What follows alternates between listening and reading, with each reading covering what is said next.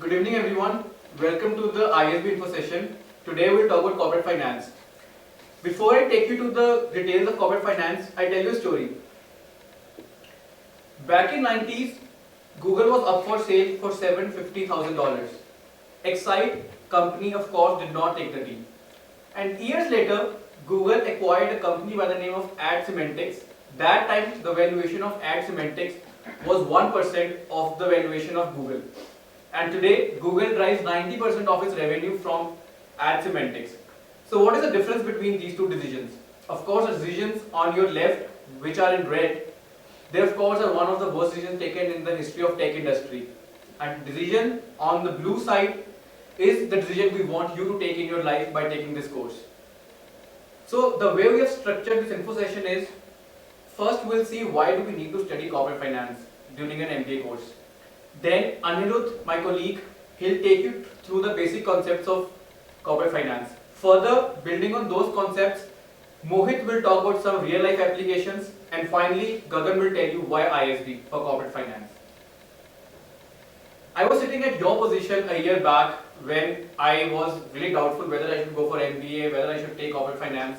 I thought corporate finance is all about numbers thrown at you which hardly make sense. But let me tell you one thing really clearly, corporate finance does make sense. It's not as ambiguous as you think it is in this particular picture. So why corporate finance? Corporate finance, the most important function for corporate finance is that it helps you to devise strategy for your company. Tomorrow when you'll be CXO, you'll be business leader group head, you would have to look into opportunities of expansion, opportunities of merger and acquisitions. That is where corporate finance would be a great help to you. Also, apart from that, corporate finance plays a very key role in your own personal finance investments. And finally, job potential. Immediately after ISB, what are you looking for? Jobs. And these days, finance, they have really good job opportunities. Just to give you an example, who do you think is on your left? He is Neeraj Arora, ISB alum. He played an instrumental role in the acquisition of WhatsApp by Facebook. And person on your right, of course, I think everybody knows him. He is Neeraj Arora, one of the most successful Indian American. He was ex-Google executive and ex-COO of SoftBank. So moving ahead, I invite Anirudh to talk about some basic concepts of corporate finance.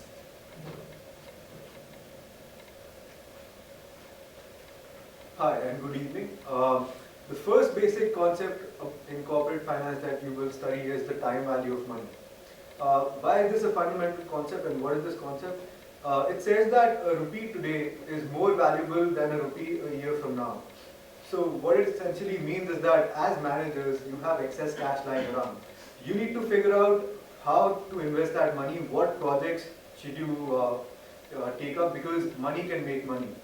A very curious example regarding time value of money is that imagine you were to win a lottery and you had two options, whether to get $100 million today or whether to get $150 million over 10 years. Which option would you choose? Well, it turns out that the $100 million today is more valuable than the $150 million over 10 years. The second basic fundamental concept that you need to study is rate of return.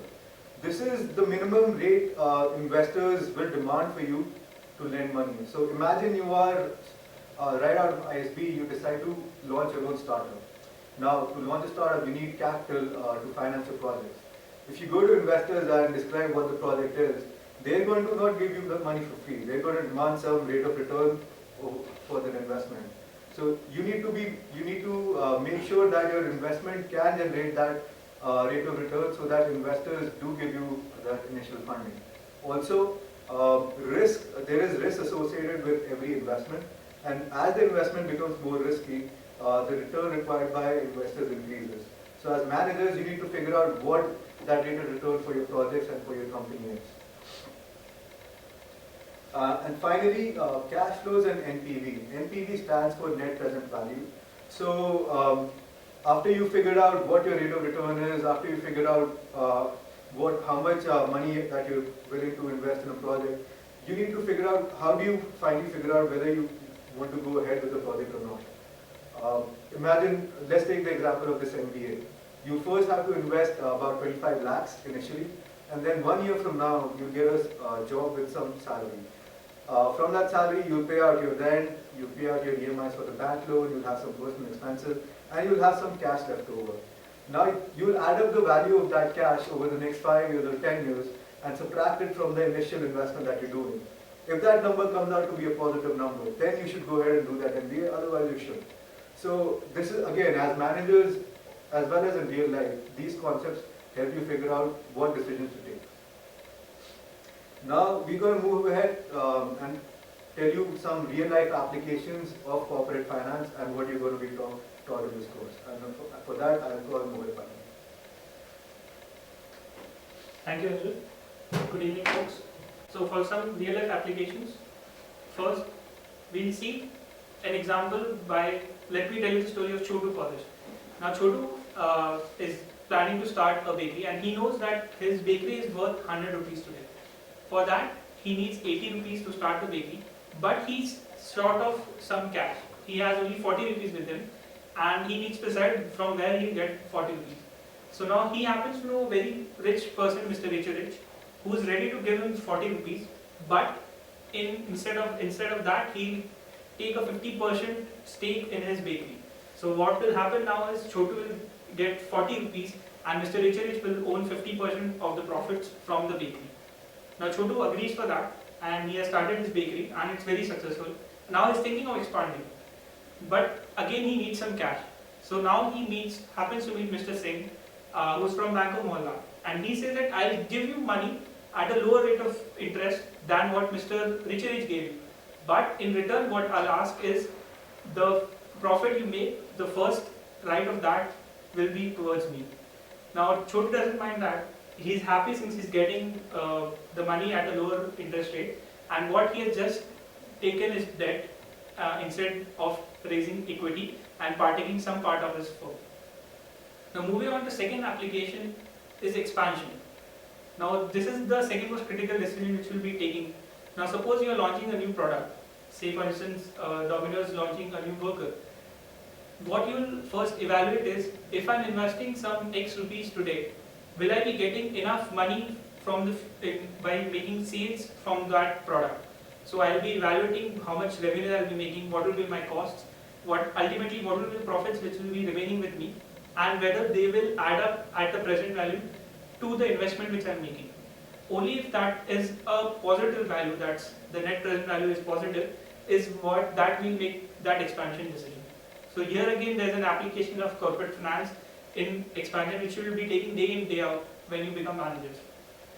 Another important application is in mergers and acquisitions. In merger and acquisitions, the primary thing you do is valuing the firm which you are acquiring. So here are two examples. One is the acquisition of Gillette by P&G, which everyone knows turned out to be a very good acquisition, and the value of the combined firm is actually greater than what would have been if they would have been individual, standing alone.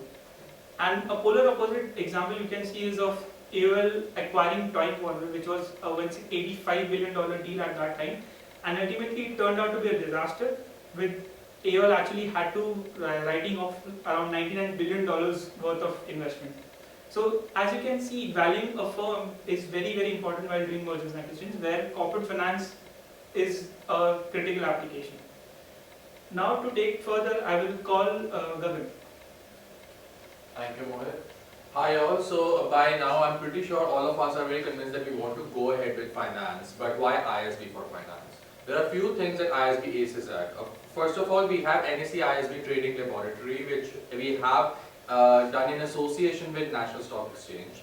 So we have approximately 34 terminals and 4 large displays for live news, and you can actually have real-time trading experience in ISB Labs itself. Second is Center for Analytical Finance, we call it as CAF. So in CAF, we basically organize all the sessions wherein people can share their knowledge, and we can invite all the professors from other universities as well, and they can share their knowledge on the finance and what is going on in finance right now. Third is, of course, employment opportunities are there. Moving ahead, we have a very distinguished set of ISB faculty, a few of which are mentioned over here. So starting with Professor Dioskar, we have Professor Subramanian, we have Professor Alok and Professor Thirumalai. So to just give you a glimpse like how distinguished these professors are, Professor Subramanian Krishnamurthy, he has done his he has done his BTech in IIT. And then he has moved on to, he already has done his MBA in finance from IIM Calcutta, and he has stood at the top of his class. And after that, he has done his financial economics PhD from Booth College of Business. So these are a few of the things that ISB offers you over here, and I'm pretty sure that we are going to see you here at ISB soon. Thank you so much.